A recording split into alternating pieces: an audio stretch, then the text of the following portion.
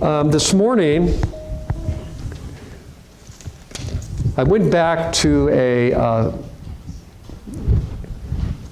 parable that I taught on probably the second year I was here, and it's the parable of the prodigal son. It's in Luke 15, so if you would like to go there, because I'm going to read the entire parable, and you might want to follow along. So I've been re-inspired to talk about it. I've learned some things about it that I didn't realize before. There's a lot of great teachers in this world. Thank the Lord for that.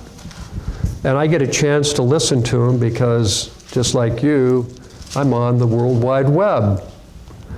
And so there's people in my life that have influenced me tremendously. Mike Heiser, N.T. Wright, Tim Keller, Tim Mackey. If you're not familiar with Tim Mackey, he has a wonderful series on the Bible.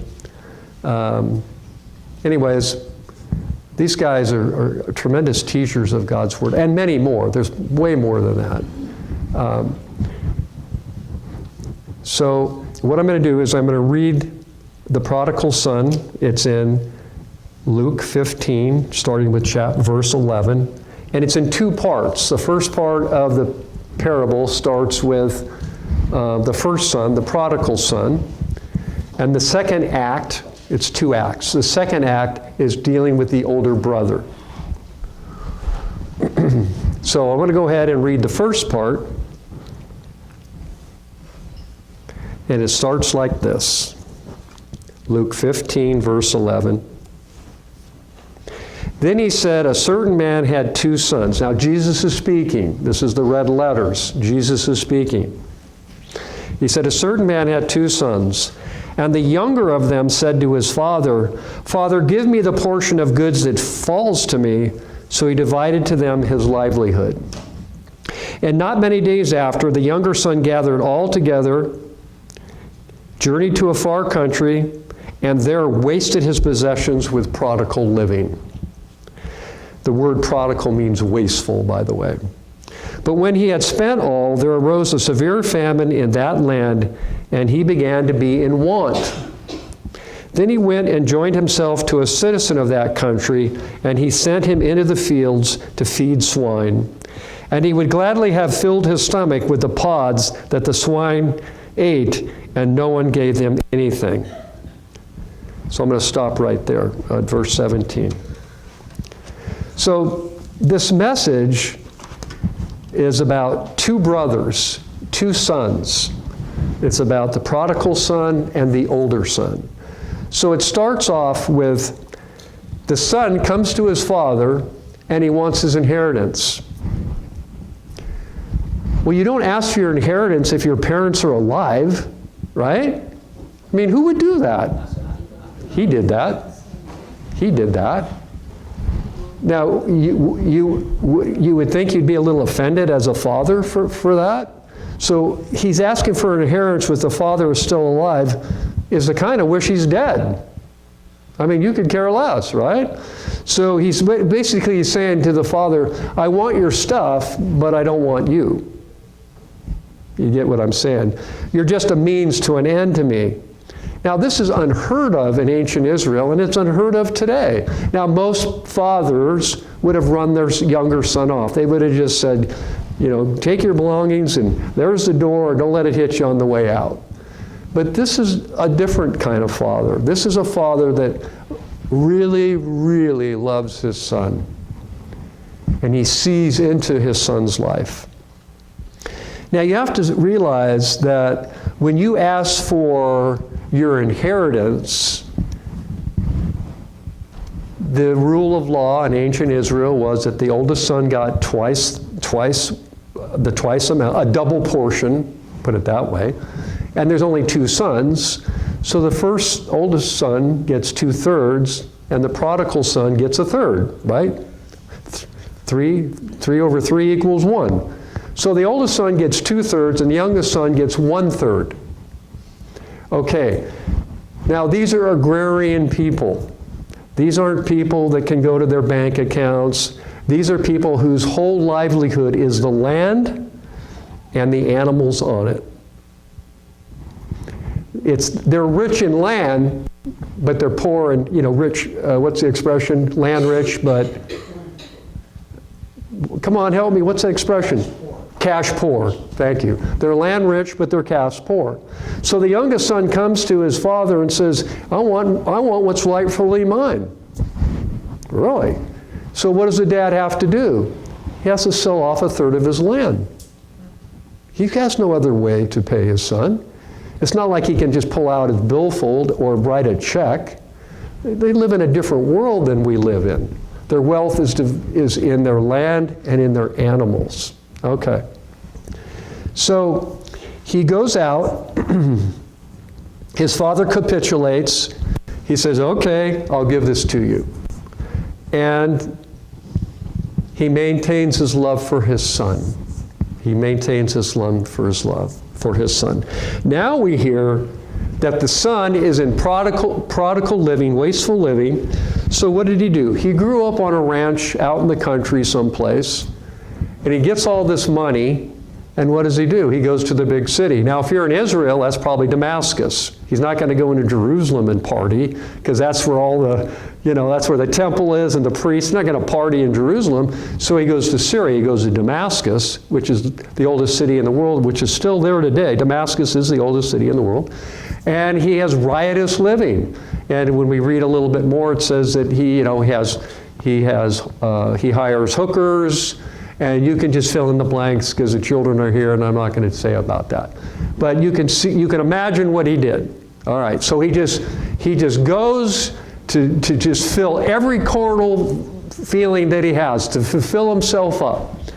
But then it says, but when he came to himself, let me back up. Verse 15, then he went and joined himself to a citizen of that country, and he sent him into the fields to feed swine. He couldn't find a job. He had spent all his money. He was broke. He had no place to go. His parents live hundreds of miles away. He has no friends. The friends that he thought he had just wanted to use his money and his possessions, and now he has no more friends. So he's hungry. That's what happens. And he goes to some guy and he says, have you got a job? Have you got a job? And the guy says, well, I got hogs. You can take care of my hogs or swine. And he's so desperate that he takes the job of feeding the hogs. And what the hogs don't eat, he eats. So you can imagine what they feed their hogs. So what the family doesn't eat, the servants eat. What the servants don't eat, the servants get. What the servants don't eat, the dogs eat. And what the dogs don't eat is what the hogs eat. So you can imagine what he's eating. So he wakes up and he's like, what am I doing?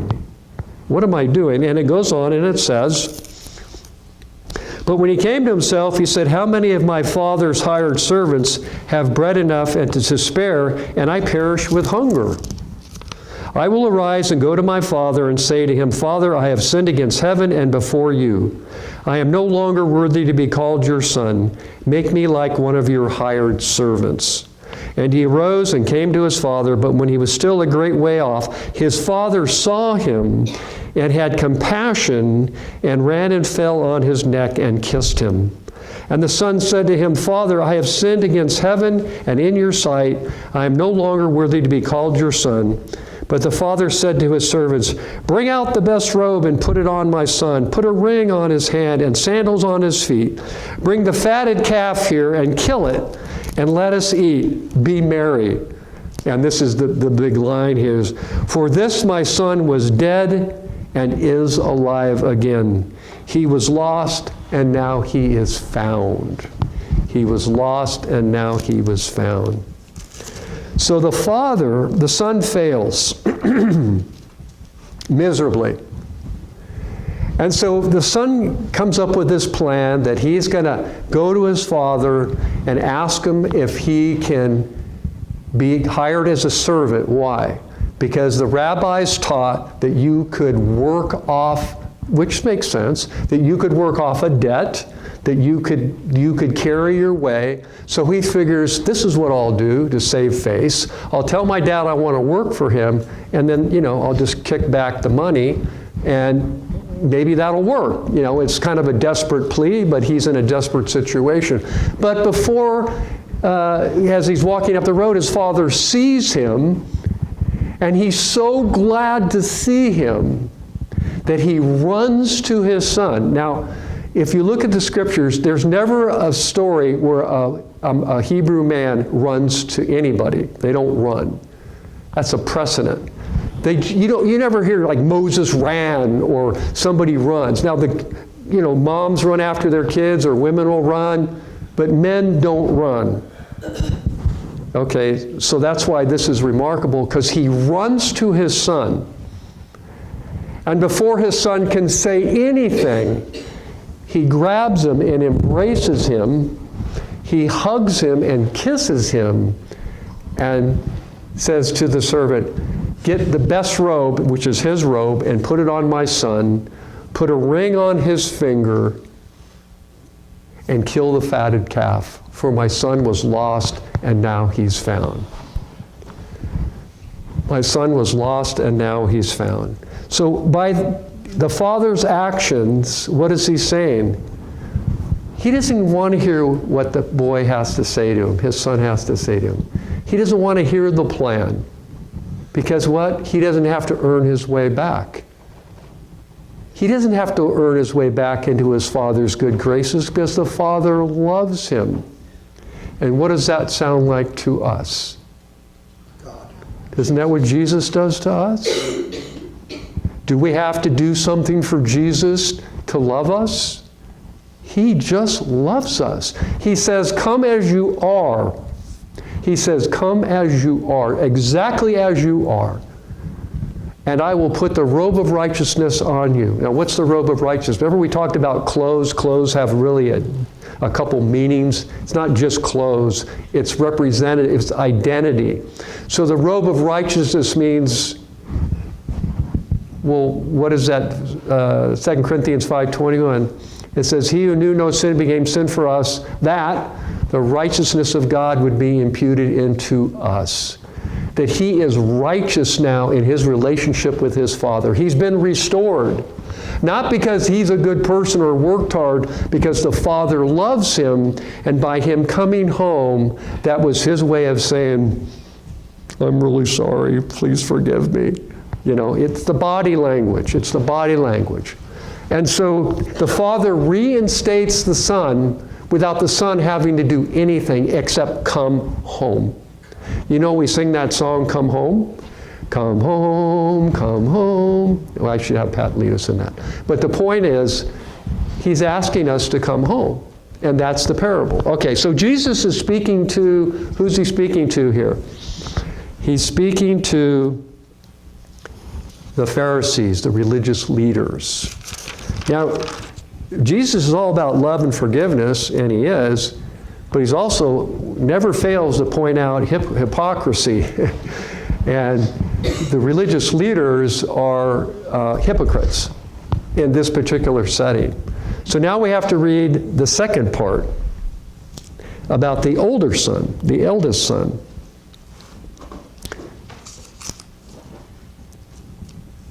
Verse 25. Now his older son was in the field, and as he came and drew near to the house, he heard music and dancing.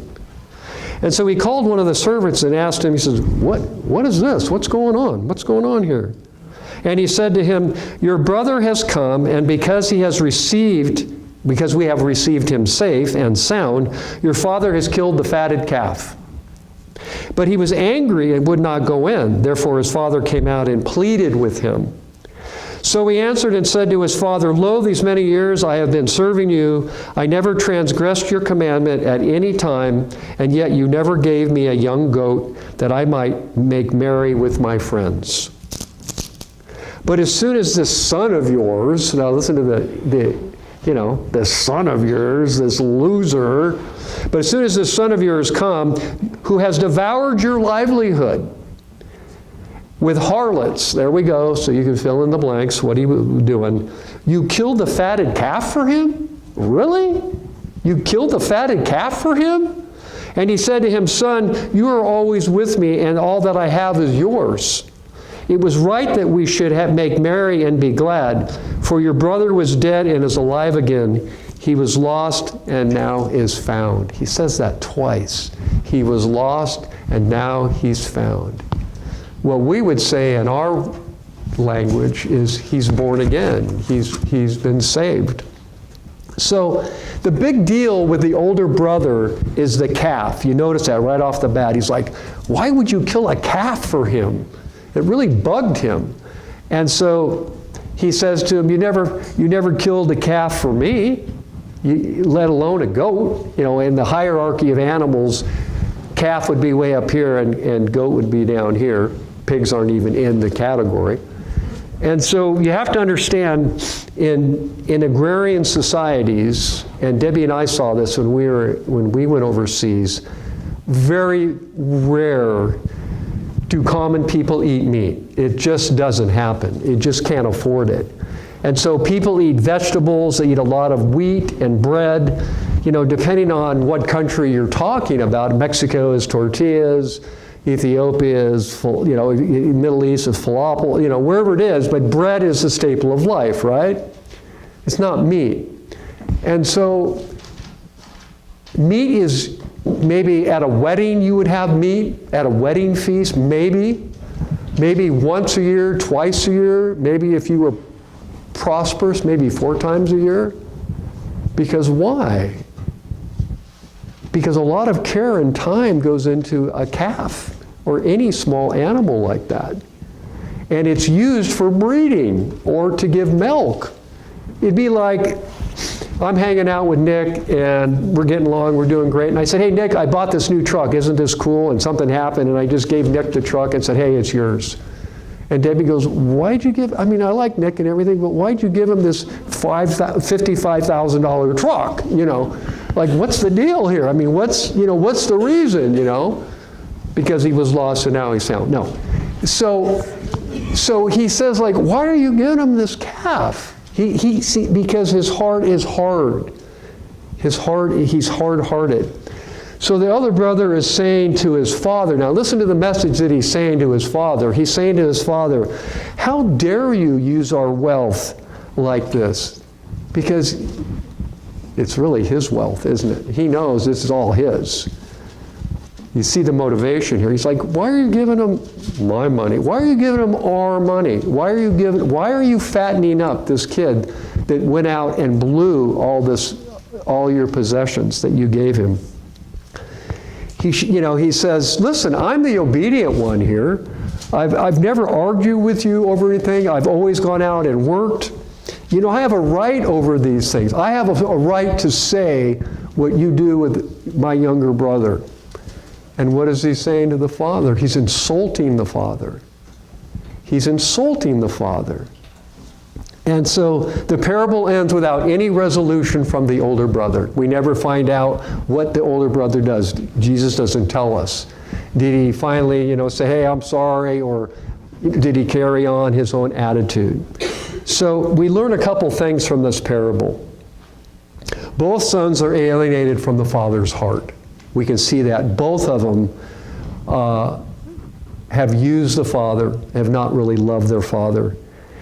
Each son has used the father to get what they truly want, their status, their wealth. Think about this oldest brother. Now someday he's going to own the farm, he's going to own the ranch, and he'll be a position of authority, and he'll be the big shot. And so he's doing these things, not so much to please his father, but it's a status thing. It's about what he knows he's going to inherit.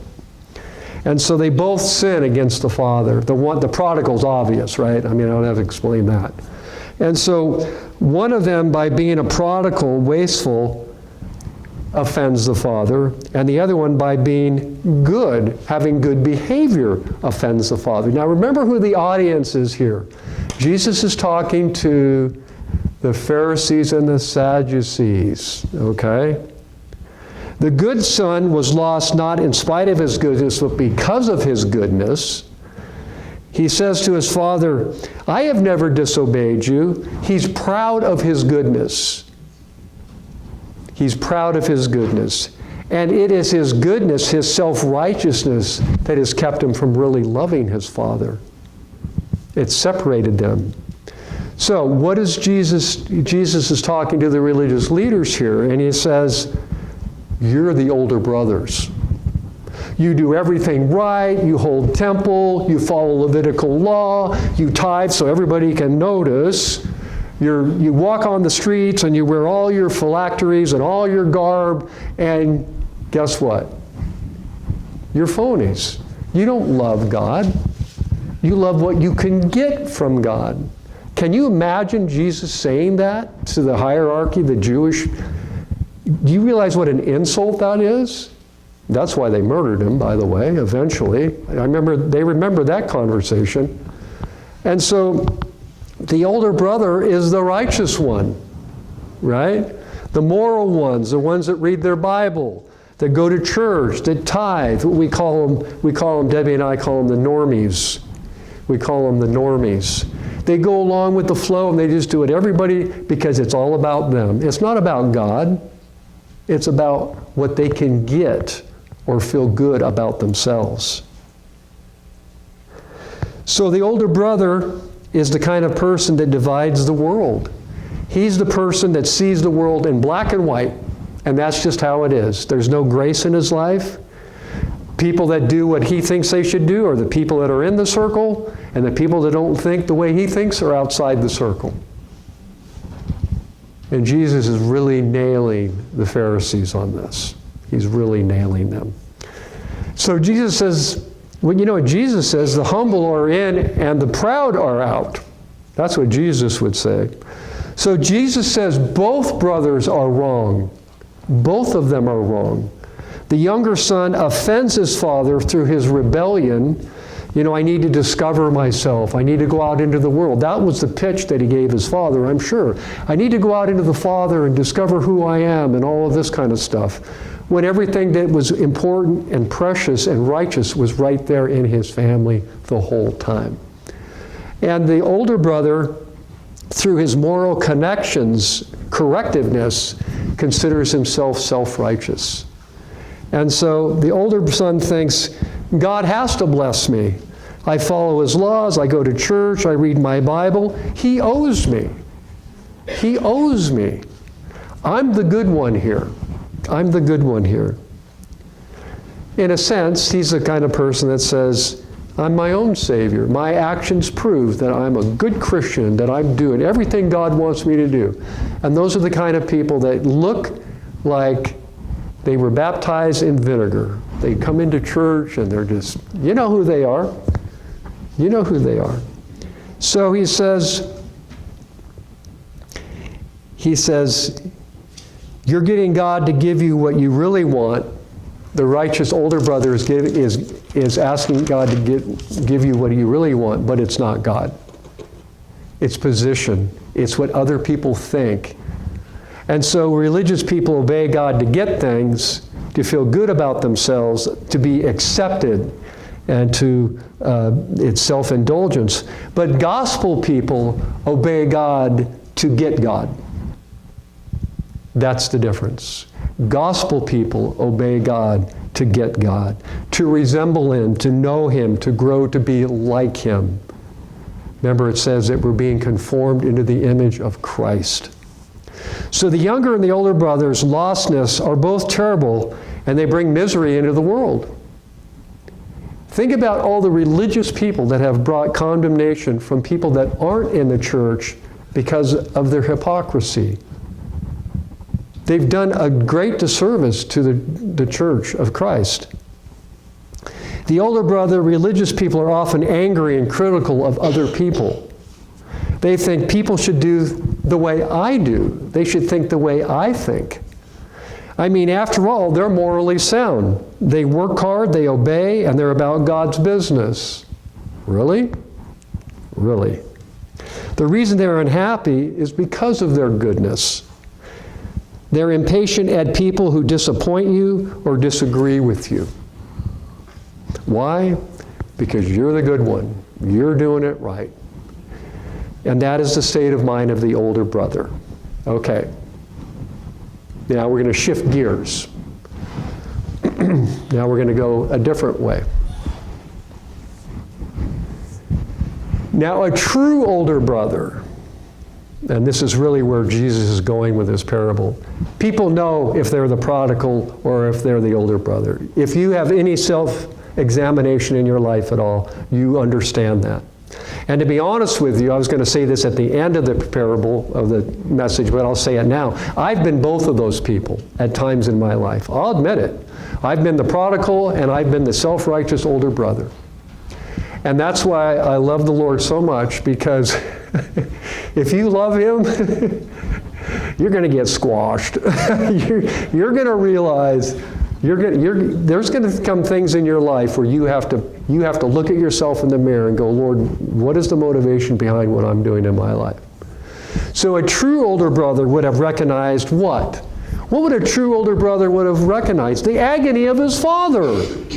He would have seen his father was heartbroken when the younger son went away. So a true older brother, what would he have done? He'd have gone out after his younger brother. Wouldn't he have? He realized that his younger brother was squandered his living and what that would mean to him later in his life. And he would have brought him back at his own expense. The expression is on his own dime. He would have gone out and said, brother, what are you doing? And through his love for his brother, he would have brought him back. That would have been a true older brother. So Jesus shows the Pharisees and us an example of a poor elder brother so that we will learn what is the right elder brother. Because listen, in this story, this is going to surprise you as it surprised me, Jesus is the elder brother. God is the Father. The Father is God the Father. The elder brother is Jesus. Not the bad elder brother, but the elder brother that we're going to talk about. And the prodigal is us.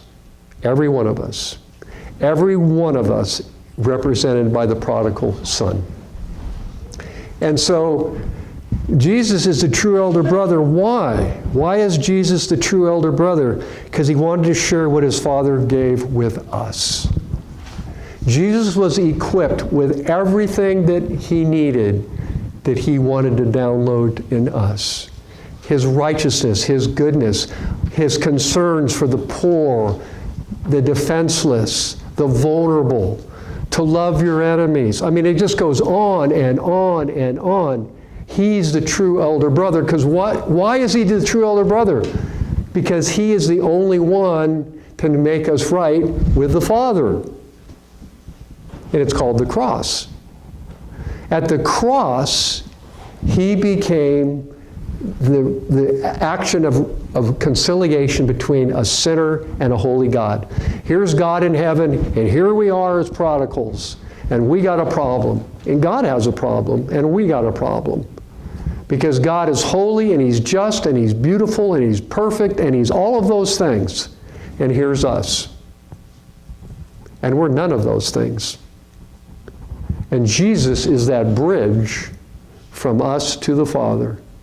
He says, I am the way, the truth, and the life, and no one comes to the Father but by me. And that's why Jesus is the true older brother in this parable. He's trying to show the Pharisees that. They never get it. As far as I know, they do not get this. They still don't. Look at Israel today. They really don't get it. And so this changes our motivation towards God, because it's not about discovering our taste ourselves or tasting the world, whatever the world can offer, or being conformed to religious dictates and rules. It's about receiving God's love, about the reception of who we are and